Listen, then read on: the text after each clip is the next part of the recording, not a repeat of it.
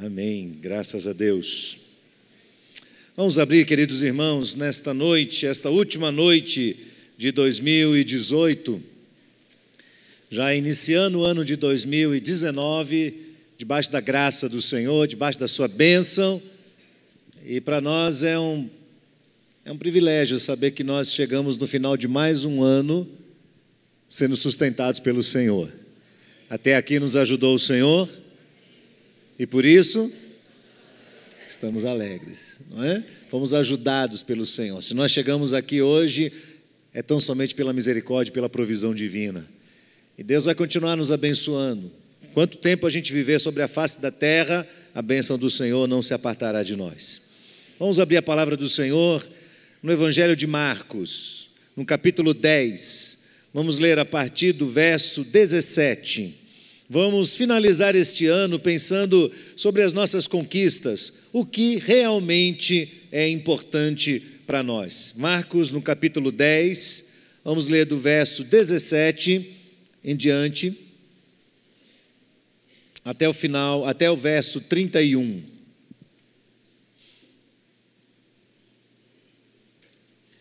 Evangelho de Marcos, capítulo 10, do verso 17 para frente. Nos diz assim o texto: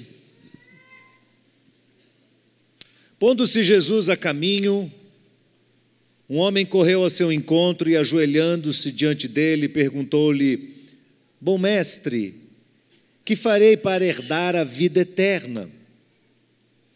E Jesus respondeu: por que você me chama de bom? Ninguém é bom, a não ser um que é Deus. Você conhece os mandamentos: não mate, não cometa adultério, não furte, não dê falso testemunho, não defraude a ninguém, honre seu pai e sua mãe. Então o homem respondeu: mestre, tudo isso tenho observado desde a minha juventude. E Jesus, olhando para ele com amor, disse: só uma coisa falta a você. Vá, venda tudo o que tem, dê o dinheiro aos pobres, e você terá um tesouro no céu. Depois vem e segue-me, ou siga-me. Ele, porém, contrariado com essa palavra, retirou-se triste, porque era dono de muitas propriedades. Então Jesus, olhando ao redor, disse aos discípulos: como é difícil para os que têm riquezas entrar no reino de Deus. E os discípulos estranharam essas palavras, mas Jesus insistiu em dizer-lhes: filho, como é difícil entrar no reino de Deus. É mais fácil um camelo passar pelo fundo de uma agulha do que um rico entrar no reino de Deus. E eles ficaram muito admirados, dizendo entre si: sendo assim, quem pode ser salvo? E Jesus, olhando para eles, disse: para os homens, para os seres humanos, é impossível. Contudo, não para Deus, porque para Deus tudo é possível. Então Pedro começou a dizer-lhe: eis que nós deixamos tudo e seguimos o Senhor. E Jesus respondeu: em verdade lhes digo que não há ninguém que tenha deixado casa, irmãos, irmãs, pai, mãe, filhos ou campos por minha causa e por causa do Evangelho, que não receba já no presente 100 vezes mais casas, irmãos, irmãs, mães, filhos, campos, com perseguições, e no mundo por vir receberá o quê? A vida eterna. Porém, muitos primeiros serão últimos, e os últimos serão os primeiros. Amém. Esta passagem é muito significativa e eu a escolhi depois de olhar para vários outros textos, pensando nessas últimas palavras que gostaria de dizer aos irmãos, finalizando este ano de 2018. Estamos prestes a migrar de um ano para o outro, e é um momento histórico para nós, seres humanos. nós temos expectativas em relação ao que vai acontecer, e é muito comum que as pessoas perguntem no final do ano: o que vai acontecer com você nesse próximo ano? Você vai sair de férias? Você vai viajar? Para onde você vai? Quais são os seus planos para esse próximo ano que se inicia? Nós estamos em mais uma virada de ano e cada um de nós pergunta para si mesmo o que isso representa. Significa que nós estamos encerrando uma etapa da nossa vida e atravessando para uma outra etapa, iniciando um novo momento. Nós temos muitas expectativas acerca do que acontecerá em 2019. Temos planos em mente. Você tem planos em mente? Sim ou não? Claro que tem. Nós já dissemos aqui, olha, este ano eu vou economizar mais e quitar o apartamento. Este ano eu vou perder 5 quilos. Este ano eu caso. Este ano eu vou terminar aquele curso. Nós fazemos planos, nós nos preparamos, nós temos ideias, nós temos sonhos. Nós desejamos um país melhor. Quem deseja um país melhor aqui? Um Brasil melhor? Nós desejamos um Brasil melhor. Nós desejamos condições financeiras melhores. Nós desejamos uns aos outros, escrevemos uns para os outros, que as pessoas possam ter saúde no próximo ano. Falamos sobre paz, paz no país, paz no mundo. Eu sei de uma coisa, irmãos, tanto quanto os demais anos que já se encerraram, 2019 será também um ano de colheitas. Mas lembre-se bem, quais são as sementes que você tem plantado. Porque a palavra de Deus diz que tudo aquilo que o homem semear, isso também ceifará. Tudo que nós plantamos, nós colhemos. Eu tenho visto muitas pessoas otimistas. Amanhã o novo presidente eleito no Brasil toma posse. Eu tenho visto muitas pessoas otimistas com os rumos do Brasil, mas eu também tenho visto muitas outras pessoas seriamente pessimistas, falando em guerra, falando em ataques. Lembre-se, nós colhemos o que nós plantamos. Na minha percepção, e eu falo aqui neste momento aos cristãos que aqui estão, talvez haja algumas pessoas nos visitando esta noite que ainda não abraçaram a fé cristã e estão pensando a respeito disso. Mas nós recebemos, nós cristãos, uma instrução da palavra de Deus, de que independente de quem chegue ao poder, independente de quem está no governo, nós temos o dever de orar pelos nossos governantes. Nós temos o dever de clamar a Deus, que Deus derrame paz sobre a nossa nação. Cristãos não fomentam guerras, cristãos não geram resistências, cristãos não lideram oposições, cristãos não devem ser maledicentes. Eles estão plantando sementes. E as sementes do Evangelho são sementes de amor e de submissão. Por isso nós temos uma grande responsabilidade em face do que vai acontecer. Este jovem se aproxima de Jesus e Marcos faz questão de dizer que ele é um jovem muito rico.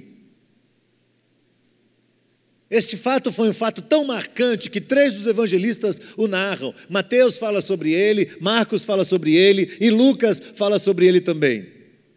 E quando Lucas escreve esta mesma história, ele diz que este jovem tinha uma posição de grande importância na sociedade. Não era uma pessoa qualquer, era uma pessoa de destaque. Talvez ele fosse um grande líder, talvez ele fosse um empresário. Fato é que ele era uma pessoa conhecida, tinha uma condição financeira muito boa, tinha uma posição de destaque na sociedade e algo lhe incomoda, porque ele tem um vazio dentro dele que precisa ser preenchido. Então ele olha para Jesus, o coração dele é tocado por Jesus, há dentro dele aquilo que nós já falamos aqui em alguns domingos anteriores, a lei da consciência, aquele toque especial do Espírito Santo de Deus na mente de qualquer qualquer pessoa, ele é tocado no seu coração e ele se aproxima de Jesus. E faz a Jesus uma pergunta, que talvez não seja exatamente a pergunta que nós entendemos que ele fez. O que é que ele pergunta para Jesus? O que é que eu farei para herdar a vida eterna? Mas o que exatamente ele está perguntando? Porque o rumo dessa conversa, cuidado quando você pergunta as coisas para Deus. O rumo dessa conversa mostra que esse jovem parece não entender exatamente o mesmo que nós entendemos sobre vida eterna. Na realidade, quando a gente vai estudar esse texto mais a fundo, lá no seu original grego, o que ele está dizendo é: Senhor, como é que eu posso encontrar a vida perfeita? Como é que eu posso encontrar a vida que todos querem ter? Como é que eu posso me cercar agora, Senhor, de todos os recursos necessários para que eu não tenha mais problemas, para que eu não esquente a minha cabeça, para que a minha vida seja a melhor possível? É mais ou menos isso que ele entende sobre vida eterna. Mas a resposta de Jesus é contundente. A resposta de Jesus é muito forte. Jesus atribui à vida eterna, a este assunto de vida eterna, algo de muito maior responsabilidade. Há muito mais do que se pode imaginar, além desta vida nossa aqui. E se aquele jovem era um jovem bem-sucedido, e se ele já tinha alcançado um determinado patamar na sua vida que lhe desse um pouco de tranquilidade, Jesus vem e começa a desmontar uma falsa ideia na cabeça dele. Este jovem deixa transparecer que talvez para ter uma boa vida, uma vida perfeita, Jesus respondesse: você precisa trabalhar um pouco mais, você precisa investir na bolsa de valores, tente os bitcoins, quem sabe isso dá certo. Compre ouro, compre dólar, invista fora do país, invista em papéis das empresas. Jesus não diz nada disso. Primeiro, Jesus questiona o caráter moral deste jovem. E Jesus diz: como é que tem sido sua vida? Você tem observado a lei de Deus? Não mate, não roube, não saia com uma mulher que não é sua mulher, não traia sua mulher, não adultere, não minta. Você tem observado a lei na sua vida, a lei de Deus? Isso é algo que lhe interessa? A sua vida moral está em ordem? Ele diz: está tudo em ordem. Eu tenho feito essas coisas desde a minha infância. E aí Jesus já desmonta o argumento daqueles que dizem que o fato de uma pessoa ser moralmente boa é suficiente para que tenha a vida eterna. Este jovem tem uma moral aparentemente elevada, mas ele não tem a vida eterna. Falta alguma coisa. E Jesus diz para ele: você tem observado isso desde a sua infância? Tenho, Senhor. Todas essas coisas eu tenho feito direitinho. Aí Jesus desce um pouquinho mais na alma dele. Falta uma coisa para você. Você tem uma perspectiva errada do que é vida, do que é sucesso. Você precisa se desvencilhar daquilo que tem sido um câncer dentro do seu coração, daquilo que tem impedido você de caminhar e de ir adiante. Como assim, Senhor? O que é? A sua posição, o que você alcançou, os seus bens, isso tudo está impedindo você de enxergar algo superior a essas coisas. Senhor, do que o Senhor está falando? Estou falando de verdade da vida eterna. Estou falando para você do que vem depois. Ora, vida eterna é um assunto muito falado nas Escrituras. Veja você que o profeta Daniel lá atrás já falou sobre vida eterna. Que Deus usa a vida de Salomão para falar sobre a vida eterna.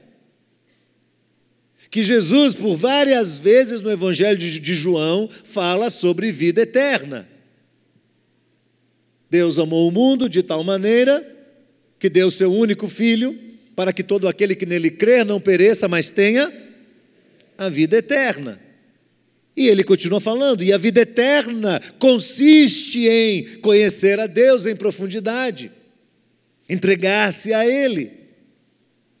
Então você vai ver várias passagens, Jesus falando sobre vida eterna, João capítulo 3, verso 36, João 5, 24, João 5, 39, João 10, 27 e 28. As minhas ovelhas ouvem a minha voz, eu as conheço, elas me seguem, dou-lhes a vida eterna, jamais perecerão eternamente, e ninguém as arrebatará da minha mão. Cada um desses textos, eu não vou ler todos eles, porque o nosso tempo não nos permite, falam sobre vida eterna. Mais tarde você pode acessar essa mensagem novamente lá no YouTube e pegar cada um desses textos e acompanhar. Eu ainda vou trazer para você 2 Coríntios 5, verso 1, 1 Timóteo capítulo 6, verso 12, 1 João capítulo 2, verso 25, 1 João capítulo 5, verso 13. Todos estes textos apontam, sinalizam a vida eterna, um marco no ensinamento de Jesus. Jesus fala muito sobre isso. Em Lucas, no capítulo 16, Jesus conta uma parábola e por meio desta parábola ensina sobre a eternidade. É a tal da parábola do rico e Lázaro. Haviam dois homens, um tinha boas condições, vivia regaladamente, e o outro era um mendigo que vivia jogado às portas desse. Ambos morreram. E aí Jesus começa a contar o que vem depois da morte. Eu faço uma pergunta para você hoje. Eternidade é um assunto que te interessa? Parece que aquele jovem está focado na vida dele, naquilo que ele tem, nas suas conquistas pessoais. E Jesus fala, você precisa ir um pouco além. Você precisa da vida eterna. Vida eterna é algo que interessa para você hoje aqui. Onde você acha que você vai passar a eternidade? Sabe, o nosso coração bate cerca de 100 mil vezes por dia. Todos os dias, desde que você nasceu, o seu coração bate cerca de 6 mil vezes por dia. Uma dessas vezes será a última. Uma delas determinará a sua passagem desta vida para uma outra. Não gostamos de ouvir isso, mas a morte é o caminho natural de todos. E o tempo todo ela está declarando para nós os mortais, não adianta, por mais que você se esforce, a sua hora vai chegar. E quando isso acontecer, para onde você vai? Daqui a 1000 anos, daqui a 5.000 anos, 100.000 anos, 200.000 anos, onde você vai estar? Quando nós lidamos com perdas, e este ano foi um ano em que nós sofremos muitas perdas de pessoas que amamos aqui nesta igreja, que eram parte da nossa comunidade, da nossa família. Esses momentos doloridos deveriam nos levar a pensar sobre o propósito da vida. Por que é que nós estamos aqui? A maioria de nós, a maioria dos seres humanos pensam, raciocinam sobre esta vida no mesmo formato de raciocínio, no mesmo padrão deste jovem. Pensamos em coisas terrenas. Vamos para a escola, vamos ter um pouco de diversão, vamos encontrar um trabalho, desenvolver uma profissão, casar, formar uma família, ter filhos. Vamos participar de eventos esportivos, vem aí 2019, vamos assistir os jogos do Campeonato Brasileiro. Vamos observar os cabelos se tornarem brancos por natureza e pretos pela ação das tintas e corantes. E depois, vamos nos aposentar. E depois, assistir todas as séries do Netflix. E depois, dizer tchau para essa vida. E ir embora. Seria esse o nosso propósito. Uma jornada de vida semelhante a tantas outras pessoas que assim raciocinam e depois acaba tudo. O comediante Woody Allen costumava dizer assim: eu não tenho medo da morte, eu só não quero estar lá quando isso acontecer. Mas por mais que a gente brinque, isso vai acontecer. Por mais que a gente se esforce, isso vai acontecer. Aquele que luta para sobreviver nesta vida, mas não cuida da vida eterna, da própria eternidade, pode até ser um sábio reconhecido momentaneamente, mas será tolo para sempre. Essa frase não é minha. Essa frase é de um indivíduo chamado John Tillotson, destacando sobre vida eterna. Qual a importância disso para nós? As pessoas tendem a não pensar muito nisso na mudança dos anos, na virada do ano, simplesmente porque talvez muitas delas acreditam que o importante é cuidar dessa vida aqui, é organizar essa vida aqui. Como é que nós podemos ter sucesso nessa vida? Como é que nós definimos o sucesso nessa vida? Alguns vão dizer assim: eu não quero me incomodar com esse assunto, a minha vida já está boa. A minha vida é boa porque eu não estou doente, eu não estou preso, eu estou fazendo alguns sucessores, gente que vai tomar o lugar daquilo que eu estou empreendendo hoje. Os meus filhos não estão passando por lutas e problemas. A minha família tem saúde. Nós não estamos enfrentando privações financeiras. Tá bom. Perguntei a um jovem há um tempo desses, fui cortar o cabelo, perguntei para ele: o que é mais importante para você sobre vida? Ele disse: minha família. Essa é a resposta clássica. Todo mundo diz: é minha família. Aí eu perguntei: e o que será mais importante no dia que você partir daqui? Aí ele disse: deixar bastante dinheiro para minha família se sustentar. Pronto. Ele resumiu a vida toda dele. Então começamos uma conversa sobre eternidade. O que vem depois? Para onde iremos? Nós, eu e você, somos parte de uma estatística que afirma categoricamente e dolorosamente, que 10 em cada 10 pessoas vão embora, vão deixar seu corpo numa gaveta. Mas o que acontecerá com a nossa alma? O Instituto Barna de Pesquisa dos Estados Unidos diz que 8 em cada 10 pessoas acreditam que existe alguma coisa depois da morte.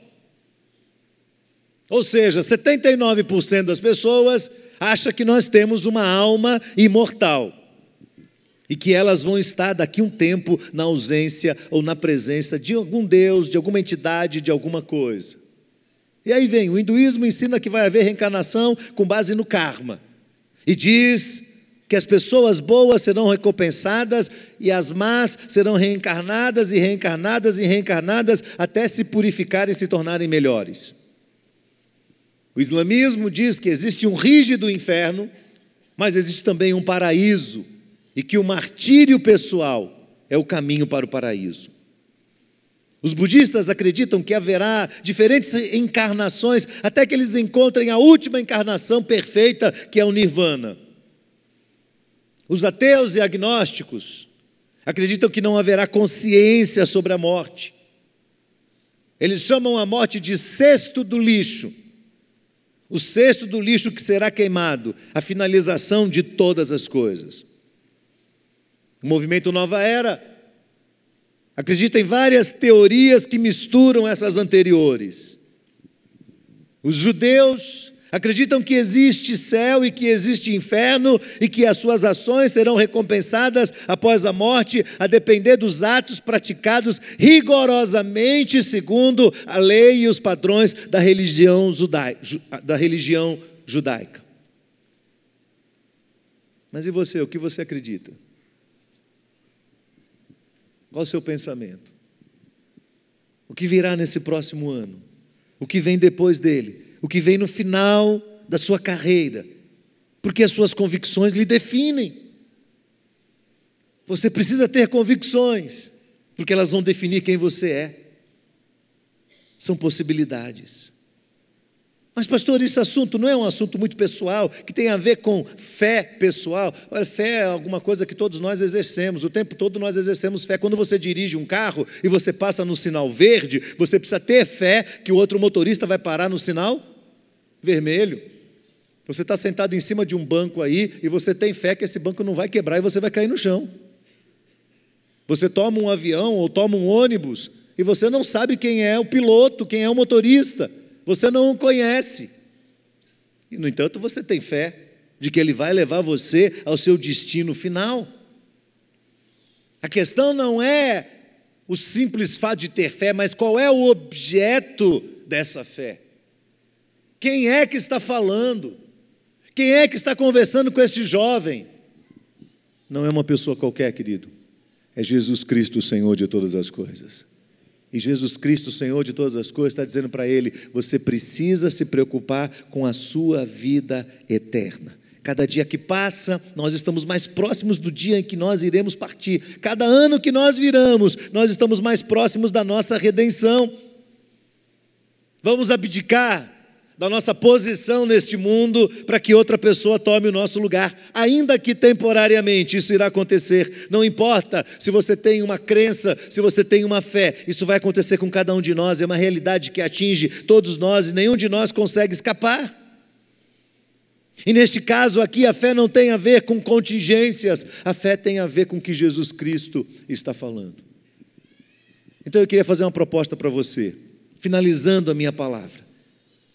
Eu queria dizer para você: cuide da sua alma em 2019. Cuide bem do seu coração em 2019. Eu sei que você tem planos para essa vida. Eu sei que você vai lutar para formar os seus filhos. Eu sei que você vai batalhar para ter um emprego melhor. Eu sei que você vai lutar com alguns exames e alguns tratamentos médicos para tentar colocar sua saúde em ordem. Eu sei que você tem objetivos, mas não esqueça de uma coisa: Deus está interessado no seu coração. Ele está interessado que você olhe para dentro de você, para dentro da sua alma, que você não despreze a palavra dele, que você ouça atentamente o que Jesus tem a dizer.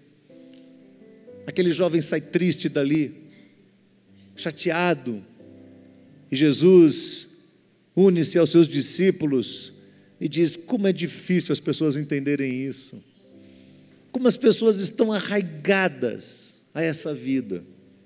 Eu me lembro de ter evangelizado uma vez um jovem e disse: você precisa crer em Jesus, entregar a Ele o seu coração. Ele disse: quer saber de uma coisa? Eu acho que você tem razão, realmente eu preciso, mas como você vê, eu sou muito jovem, eu ainda quero aproveitar a minha vida.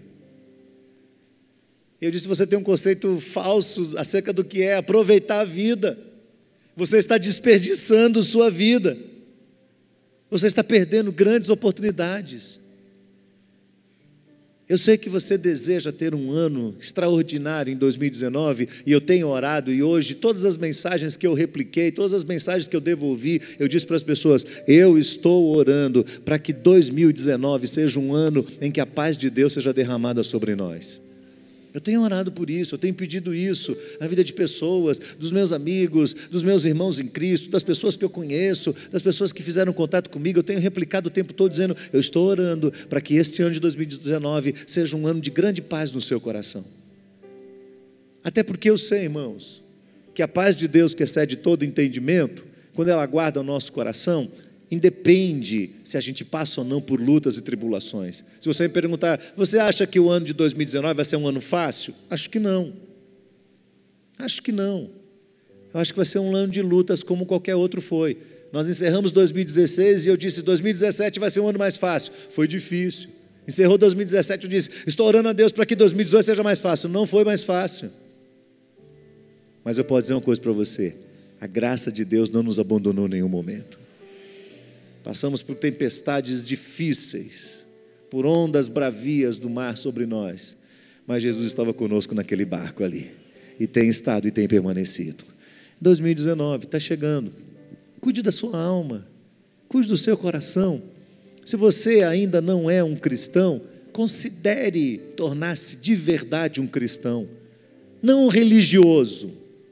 Não uma pessoa que simplesmente está todo final de semana cumprindo os rituais de uma igreja, de uma religião. Não, não é isso. Não é isso. A proposta é vida em abundância, é relação profunda com Jesus, é abrir a sua alma, é abrir o seu coração e dizer para Jesus: Jesus, eu creio no Senhor, eu quero que o Senhor entre dentro de mim e que a partir de agora o Senhor passe a governar toda a minha vida e a minha história. E você que já fez isso, considere o que eu disse ontem, se você estava aqui e me ouviu pregar, quando falamos sobre a questão do espinho na carne, que Paulo o reconhecia como um instrumento de Deus para disciplinar o coração dele, para que ele não se desviasse do Senhor. Eu volto a dizer isso. Existem muitos cristãos salvos que estão desviados, não propriamente do Evangelho, mas da vontade de Deus.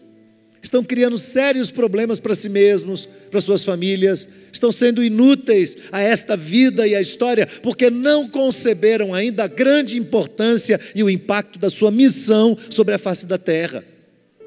E se termina ano, e começa ano, e termina ano, e começa ano, e a única coisa que você está preocupado é em resolver seus problemas pessoais, e você nunca considerou a possibilidade de viver para a glória de Deus, a possibilidade de que não importa a idade que você tem, não importa o que você já fez na vida, não interessa se você tem ou não tem recursos, se você tem ou não tem estudo, não importa, Deus quer usar a sua vida. Se você não entender isso, você não vai viver para a glória de Deus. E você vai encerrar o outro ano dizendo, como esse jovem rico, dizendo: Senhor, me dá uma vida melhor. Senhor, me dá mais dinheiro. Senhor, me dá mais bens. Me dá mais tranquilidade. Me dá mais saúde. Me dá mais isso, me dá mais aquilo. E o Senhor fala assim: e aí? E aí? Até quando eu vou te dar as coisas? E você não vai acordar para o fato de que eu quero usar a sua vida. Eu quero que você seja uma bênção.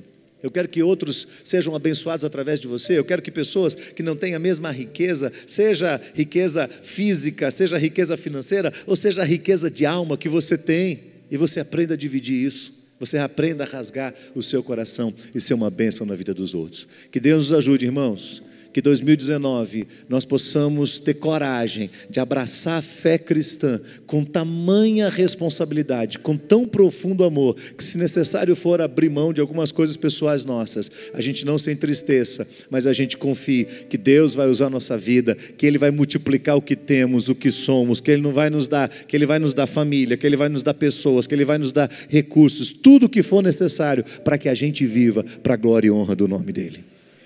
Amém, meus irmãos?